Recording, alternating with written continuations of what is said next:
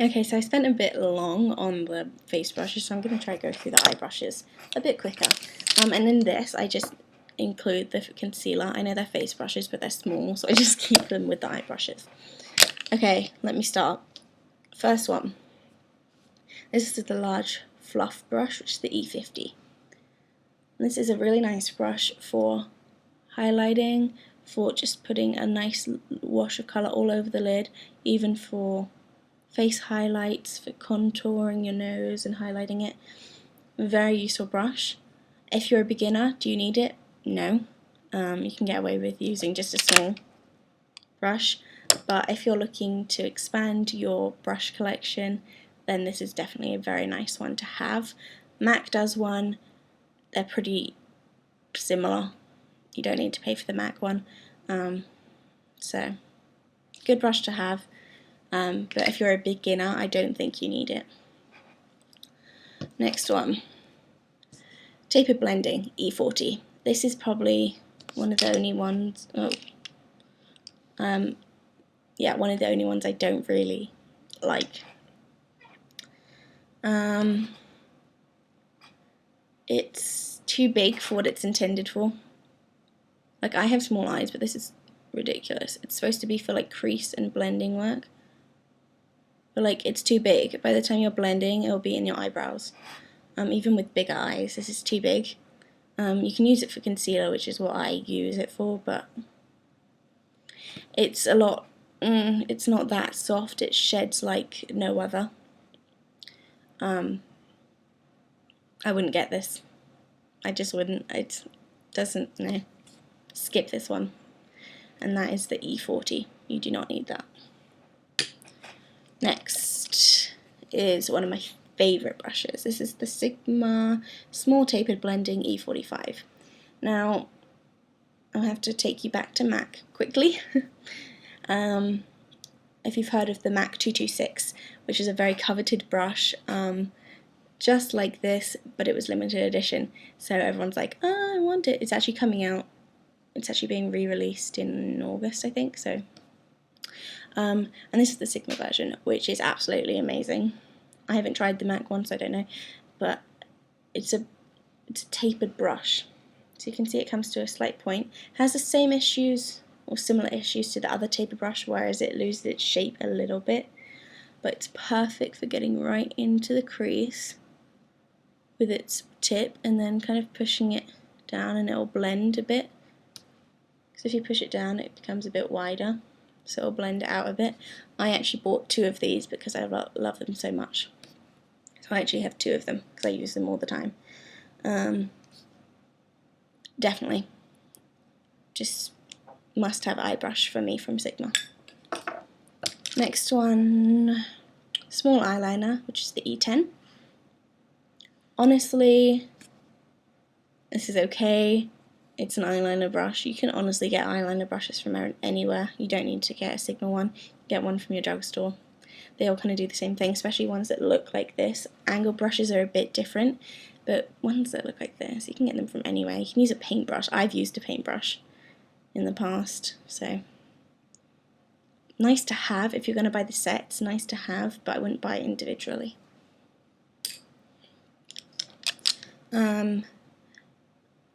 The bigger one, the slightly bigger one than that, is the E05. I'll just show you. This is the E05, this is the E10, which isn't actually a very nice. It is a very nice shape compared to the other one for doing eyeliner. But again, same thing. Don't need it. You can get these anywhere.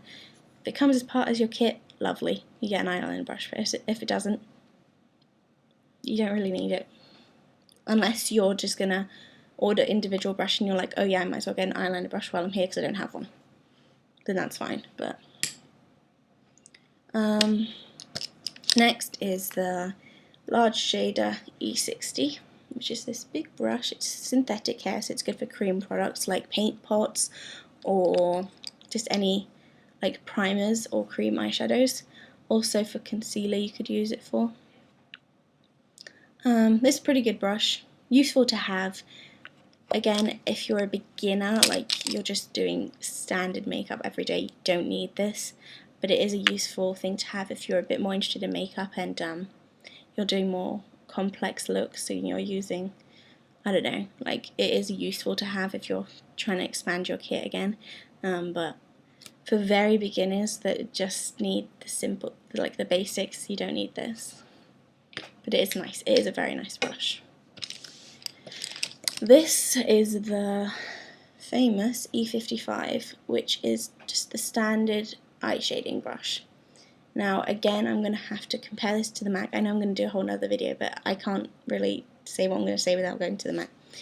This is a very standard eye shading brush, and I don't like it. It's too fluffy. It's too like, if you're going to be blending out, that's fine, but it doesn't do what it's supposed to do. Eye packing brushes, I'm going to bring my MAC one in, it's supposed to be quite flat. See how much bigger this one is. Dense, so you can just press on the colour. This is too fluffy and too big for that. And you can get things way cheaper than this that are probably even better quality. This is pretty average, maybe even below average brush. You can get much cheaper things. Again, if you're looking for an eye brush and all you're doing is putting a bit of colour on your lid, this will do. But personally, I would get a MAC one any day, save up for a MAC one any day, and this is just so much better. So, you know, it's kind of what your personal needs are. Next, medium angled shading, E70. This is kind of similar to that one, but it has a nice angle on it, and it's quite fluffy, so it's nice for blending out. Again, is an essential. You get lots of blending brushes from Sigma, so if I had to choose one, this wouldn't be it, but it's nice to have also. Good quality brush. This is the concealer brush, which is the F75. It has a nice point to it, so you can get in these areas, you know, like small areas around the mouth. If you're looking for a concealer brush, this is a very nice one, but if you already have a good concealer brush, you don't need it. That's pretty much the basics of it. If you're looking for a concealer brush, it's a very nice one to have, but you can use a paintbrush for it. It's made out of the same stuff. Next is the Flat Definer E15. Really like this brush for pushing colour under the lash line. You don't come across these often in drugstores, so I think this is quite a good one to get. It's very good quality, it's very soft, it's quite thin as well, so yeah, like this brush. This is another favourite, a short shader brush, E20. I love this for exactly the same things, pushing colour under there. Very good quality, sheds a little bit, but not really. So I definitely recommend this if you like putting colour under the lash line, but you only need one of those two, you don't need both. It's just your preference. Again, if you're a beginner, you probably don't want that anyway, or you don't need it. Concealer F70. I don't like this one as much as the other one, but again, it's just a concealer brush. You don't really need... How many do you need, you know? Pick one. Personal preference. If you're looking for one, pick one. If you don't need one, don't bother. Pencil brush, pretty standard. My complaint about this is it's way too flimsy. Pencil brushes need to be quite firm so you can really get in there. It's too flimsy, but I do like this for putting colour in the crease because it's fluffy enough. Now I'm going to run out of time. Blending brush, love it, because the counterpart from MAC, the 217, is my favourite brush ever, so this is very comparable, excellent, get it. Comes with a free one though if you buy enough stuff, like if you go over a certain limit, you'll get a free one. So. Also love the tapered blending, which is the E35. This is slightly longer and thinner than the other one. It does the same thing. You probably only need one of them if you're a beginner, but if you use these kind of brushes a lot, it's useful to get both. Okay, 2 left. This one is the small angled brush, which is the E65, which I do not like whatsoever.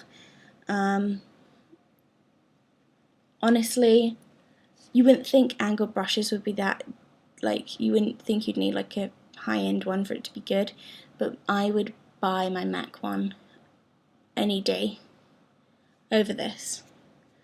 It's too thick, for my liking anyway.